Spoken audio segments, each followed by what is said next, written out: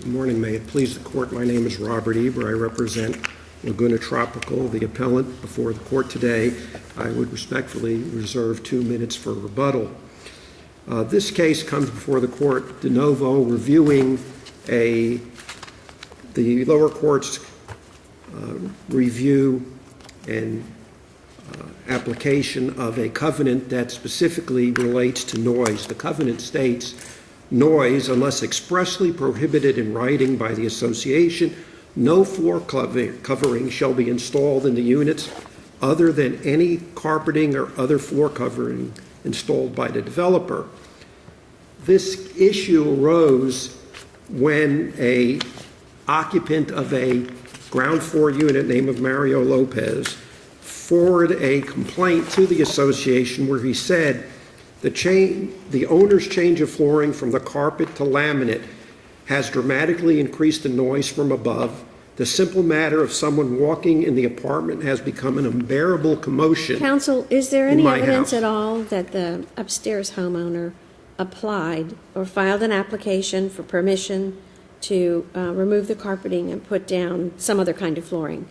Is there any evidence of that at all? No, That permission was requested? No, never, Your Honor. In the statement of facts, we set that out, and the appellee did not comment or offer their own version of the statement of facts. I thought I saw in the transcript an exchange of, an alleged exchange of emails, and Ms. Barnave testified to that, and she said that she was going to put this other laminate flooring in, and consent was granted. She then said that her computer crashed. All this had taken place, I guess, in 2010, 2011. Time of trial, you were 4 or 5 years later. You objected. The trial court overruled that. And so is that not some evidence that there was an application made by email which could be construed as a writing and an answer back? Well, first of all, I don't believe that what she claimed to have sent to the association was an application. She claimed that she discussed it and sent some kind of confirmation to the verbal consent given by the president. As we know, verbal consents are not appropriate and cannot be enforced with respect to a declaration that requires something to be done in writing. A verbal consent, and we have a litany of cases. But the president alone is not the homeowners is not the association. It's just one member of the board. Correct? That is correct, Your Honor. So, is there any application to the board that you've seen, and is there an approval of this before the flooring was changed by the condo board? There was no application, no approval by the board. Are there any minutes of the meeting of the board that indicate that it was ever discussed or suggested or passed upon? It was never brought before the board at any time, Your Honor. There is absolutely no evidence that the owner, Mrs. Barnave, made an attempt. In her testimony, she said she didn't specifically do that because the president of the association, Caroline Baptiste, supposedly gave her a verbal consent. And with respect to the emails... Did Ms. Baptiste testify? Excuse me? Did Ms. Baptiste testify? Oh, yes, she testified, and she said that the conversation never took place, and more importantly, she said that at the time in question, she did not own a computer. I would point out that... She didn't use email. Yeah. Right, to receive the email. Under the best evidence rule, which I made an objection, I said to the court that the best evidence would be the emails, and I think that when a computer crashes, everybody has access to their email accounts by simply logging on through another computer, and you can access your email and print it out. None of those documents to support the position of the defendant in the case below. Now, Yes, sir. Apparently the association did not enforce this noise rule in situations where the owner owned both the first floor unit and the second floor unit. Is that an inconsistency? No, Your Honor. First of all, to clarify, there are two types of units.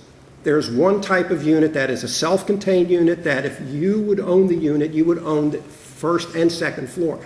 There's the unit that we're talking about here, which is an apartment-style unit where the ground floor, Mr. Lopez's unit, has Mrs. Barnave's unit above it. There's only 22 of those units, and what the association has done, and respectfully what the testimony was, is that with respect to these units, because the noise of someone having a laminate or wood flooring on this type of apartment, because these are all wood frame buildings, stucco outside, but the flooring is wood, the second floor is wood frame, is loud, and that's what Mr. Lopez complained of. But however, there is no evidence that the association ever failed to enforce this covenant against anybody. Mrs. Baptiste testified that she's been So you're saying that there's no evidence at all that anyone in the apartments units, the 22 apartment-style units, applied to replace carpeting with something else and was granted that application? You are correct, Your Honor. There is no evidence of that. In fact... But there is evidence of the units you're describing before, which are two-story units, where owners put in laminated or wood flooring, and the association did not enforce this noise provision. No, there is not, Your Honor, and that is crucial to this appeal. The only person who testified as to what happened was Mrs. Baptiste, and she said that with the only enforcement complaints the association has received since she's been on the board, which is 22 years and president for the last 7, were related to the unit of the type Mrs. Barnave had. She said there are no complaints. There were no complaints concerning the other units, and there was a lengthy discussion in the court that the association only learns of these complaints when somebody sends them something. But there was testimony, was there not, that some units had replaced the original carpeting with tile or other types of flooring? And not just those in the upstairs unit. There was some inference made that that occurred, but there was no direct testimony. There was no one stating what units had been replaced, what kind of flooring they had been replaced with, when it happened, because it's crucial to know whether or not these changes were permitted by the developer before the association took control. But I thought the issue in this trial was whether there was inconsistent application of the condominium rules and documents, which would, of course, require applications.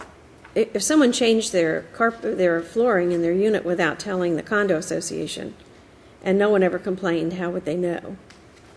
If they hadn't gotten an application in advance to change the flooring. You're correct. They would not know. And what Mrs. Baptiste said, along with Mrs. Neese, who has been the property manager there, is that 6 times they received complaints about the same kind of unit, and on each occasion they forced the owner to restore the unit, and the association itself got title in a foreclosure, and when they entered the unit they found that the upper unit had been changed to wood flooring, and what they did is they stripped out the wood and replaced it with carpet. The issue that I hit in the brief repeatedly was the fact that in the Chantel shipping case, Chantel has a situation where there are numerous changes that were previously made. The new board comes in and a year later, and they want to enforce these changes, and the court below said, selective enforcement. Well, the appellate court in this court said, well, you know what, prospectively, an association has to have the ability to go forward and enforce their declaration, and the court specifically stated, we reject this position upon the holding that the adoption implementation of a uniform policy under which, for obvious reasons of practicality and economy, a given building restriction will be enforced only prospectively cannot be deemed selective and arbitrary.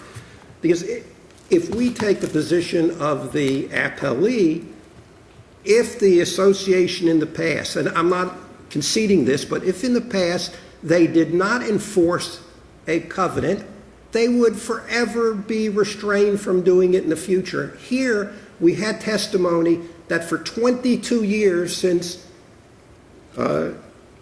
Carolyn Baptiste had been on the board, that they had on 6 occasions gone into the same apartments when they were notified of the existence of a change in tile and compelled through court action, in fact, on several occasions to change it back.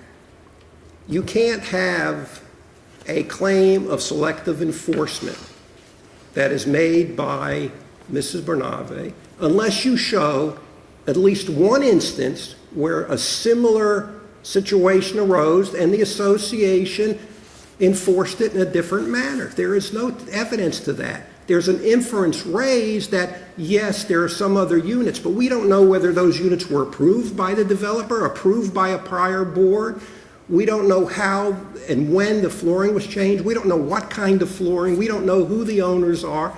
So there is absolutely no evidence to substantiate that because we went against Mrs. Barnave in this instance, that we selectively enforced the restriction. So the facts that I see... You're right up against your time. Would you like to reserve? Yes, Your Honor. I certainly would. Thank you.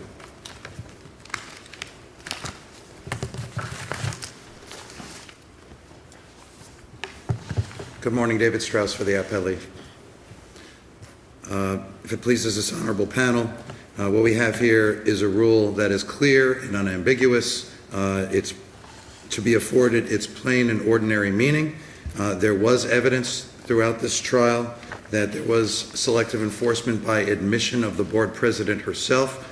Specifically, her testimony was, concerning those particular units, does the association have a policy concerning the installation of wood floors in the upper units? Answer, the upper units are not allowed to have anything but padded carpet in them.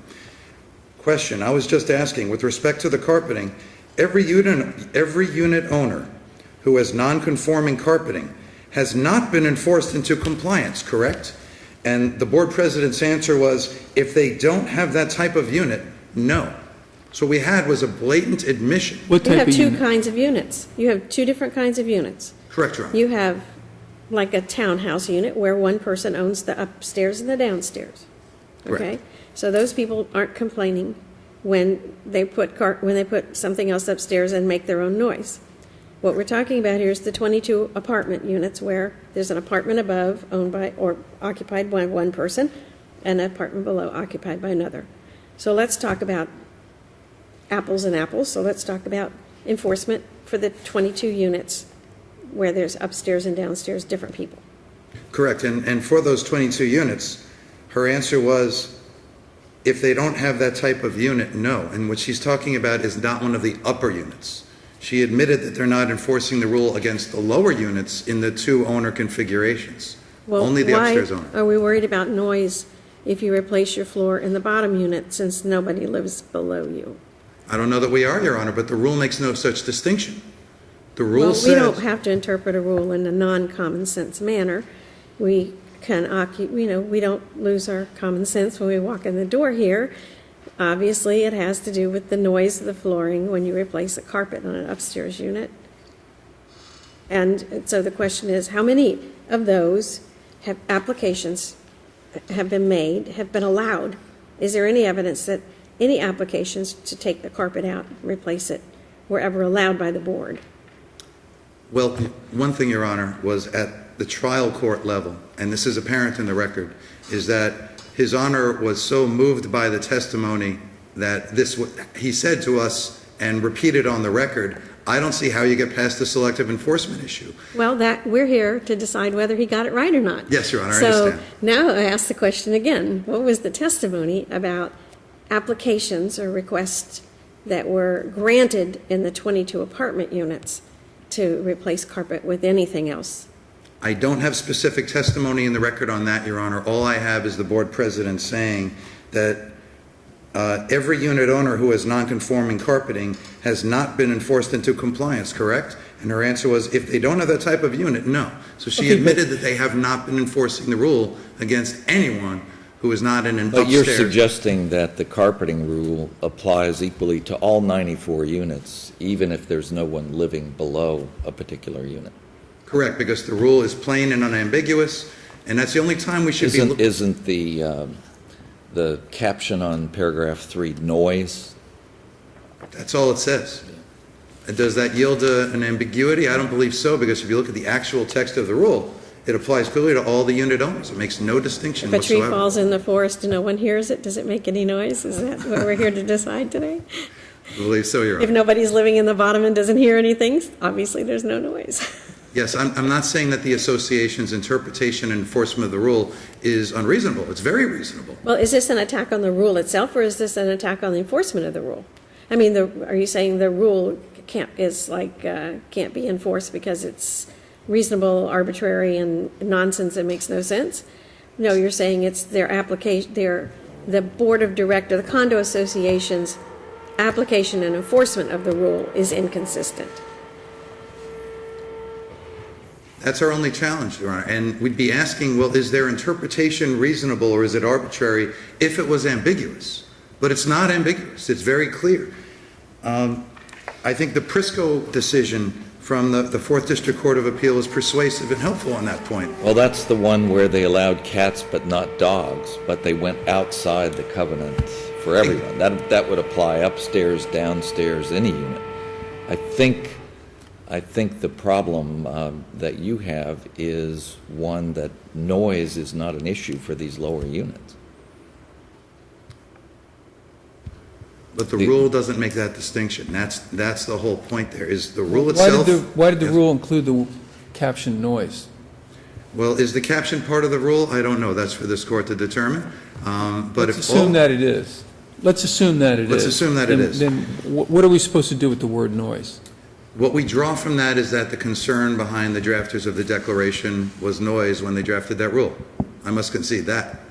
But if you read the plain language of the rule, it doesn't distinguish between apartments that might cause noise. If someone has tile flooring in an apartment below a contiguous owner above, would that cause noise to the unit owner above? I don't know. Depends on the use of that owner.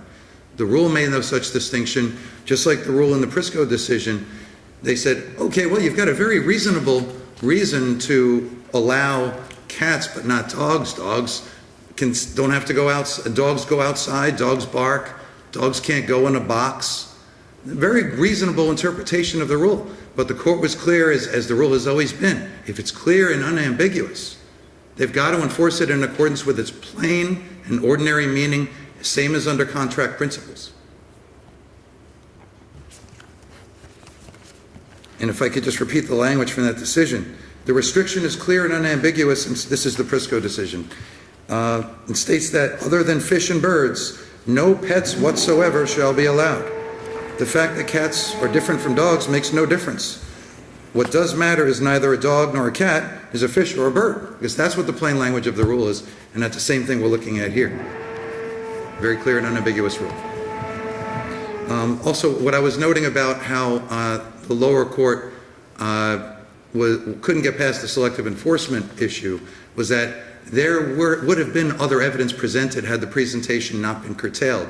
There was an affirmative defense of estoppel from my client, that she detrimentally relied reasonably on the board president. But that didn't go forward in the court below, correct? There was testimony. Was it tried in the court below? There was testimony that that was disputed. I'm not saying it was one-sided, that the board president had acquiesced to carpeting and had told my client, so long as you use... But the board president isn't the board, correct? Correct. It's the board president. Correct, but the defense is estoppel, and if the president of the board is running the board as for the whole board, would the unit owner be reasonably relying on the board? Well, if a board member tells you one board member isn't a board, doesn't the board defined in the declaration of condominium? It's not just the president, correct? Correct, Your Honor. So if you get one board member to tell you something's okay, does that mean the whole board has voted on it and it's okay? Under ordinary circumstances, I don't believe it would work that way, Your Honor, but in this case, where the board president herself is openly admitting we only enforce this rule against 11 out of 94 owners in this association, what you have is a blatant admission of selective enforcement. Well, except that, help me out here. Yes, Judge. it's being enforced when there's an issue of noise. Right? In other words, if one reads the rule as saying this applies to noise, then what happens to your selective enforcement argument? Because it seems to me, I mean, doesn't your client admit that, hey, this is being properly enforced in the situations involving noise? Correct, and the record evidence was that it was only enforced when there was a complaint about noise. Okay. But that's So, not what the rule says. I mean, there's nothing in the record that says, here's an instance where there was a concern about noise and this wasn't enforced. Correct, Your Honor. There was no testimony to that effect. Okay. I would agree. And I get, but otherwise, if you look at it in terms of, like you said, the literal meaning without looking at the noise issue, then that's the basis of your client's selective enforcement argument. Correct. If there was any ambiguity in the rule, certainly we'd have to look behind it, but there is none. So it's plain and ordinary meaning is what we believe should govern. Except you say, but take out the word noise. In other words, you read the rule as if the word noise wasn't there. Because it says noise, colon. You're saying we should use the plain text, good argument, except if I understand it right, you're saying use the plain text, but ignore the word noise that's in the text. Well, if my next door neighbor has tile flooring and is tap dancing at midnight, I believe I'll be able to enforce this rule against them, but not if they're not above me, the way this board is interpreting the rule. It doesn't yield that such a clear interpretation that, because it says noise, we can only apply it against the people who are above people who are not the same owner. Well, maybe we can only apply it when there's a noise issue. But the rule doesn't say that. The rule Oh, says it says noise. colon. But Says but it does say that it applies across the board, and the way the declaration is worded, it applies to all unit owners. There's no rule or no wording in the rule that says only if there's a complaint, only if there's a problem. You have to know that the tree fell in the forest, and, the condo association doesn't go into everybody's unit, so if somebody doesn't complain about the noise, then the condo association is not clairvoyant. They have to know that there's noise. I mean, it looks in the rule, the word noise is used repeatedly. Multiple times. Counsel, we've let you go over your time. You want to just tell us what you would ask us to do? I would ask that this honorable panel affirm, and for whatever it's worth, I'd also like to note that the board president admitted that she has tile flooring in her unit as well. Thank you for the court's time. Thank you. Counsel, you have 1 minute. Your Honors, in the CURCI case, which was cited in my brief for Santa Maria, it specifically states that the president of an association by themselves cannot bind a board, nor can somebody claim waiver or estoppel unless they first submit the application as required and then have the board approve it, and then, because you have to rely on it, and then after the approval, the typical estoppel, there's a change of circumstance where the board then would say, you can't do it, or they prohibit you. We don't have that in this case. You say that's the CURCI case? CURCI Yeah, for gotcha. Santa Maria, 14th South 2nd 3rd, 1175, 4th DCA case, Your Honor. And specifically, in that case, it goes on, the Santa Maria did not request or obtain written consent from the board prior to making modifications as required in declaration. Same instances here. Santa Maria received merely a verbal opinion from one member of a 3-member board of directors. The fact that Span was also the president of the association, a member of the developer, does not change that result. And that is a case that's very similar. In this case, there is no evidence that there was ever a complaint filed against any other kind of unit. How can we be denied the right to enforce when nobody else has ever said we have a problem? There's no evidence of other applications. There's no evidence of what kind of flooring, if any, when it occurred. As I said previously, the appellant will respectfully request the court to reverse the decision of the court below, order entering the injunction against the owner of the unit to have the flooring removed and award attorney's fees. Thank you for your time. Thank you both. You all. We are adjourned.